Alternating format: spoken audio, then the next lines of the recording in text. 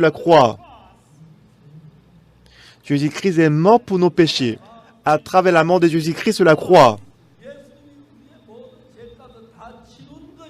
Jésus-Christ a payé le salaire de notre péché. Et après, Jésus-Christ nous a sanctifiés, justifiés et lavés. C'est Jésus-Christ qui m'a justifié par sa grâce. Ce n'est pas nous qui avons travaillé.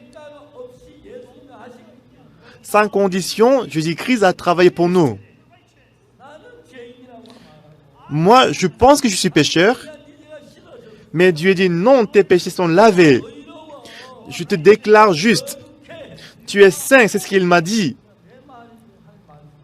Est-ce que c'est ma pensée qui est importante? Non, c'est la parole de Dieu qui est importante. À travers la mort de Jésus-Christ, il n'a pas effacé quelques péchés, mais il a effacé tous nos péchés depuis notre naissance jusqu'à la mort. C'est pourquoi devant Dieu, nous sommes justes. Et c'est pourquoi Dieu nous a justifiés. Même si selon vous, c'est impossible. Peut-être vous avez l'impression que vous êtes toujours pécheur. Si Jésus-Christ a dit, vos péchés sont lavés, vos péchés sont lavés.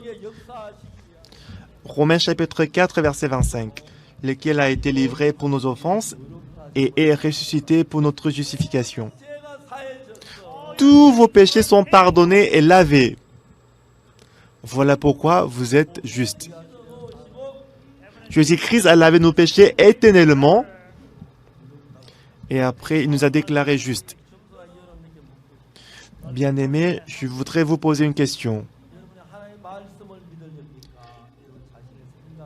Est-ce que vous allez croire à la parole de Dieu ou bien vous allez croire à votre pensée?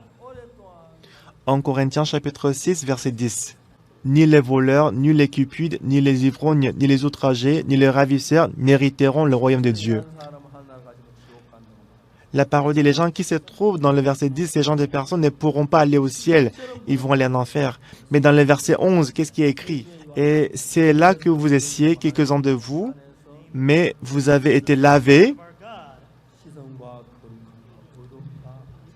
mais vous avez été sanctifiés, mais vous avez été justifiés au nom du Seigneur Jésus-Christ par l'Esprit de notre Dieu. Bien-aimés, jusqu'à présent, vous avez cru à votre pensée.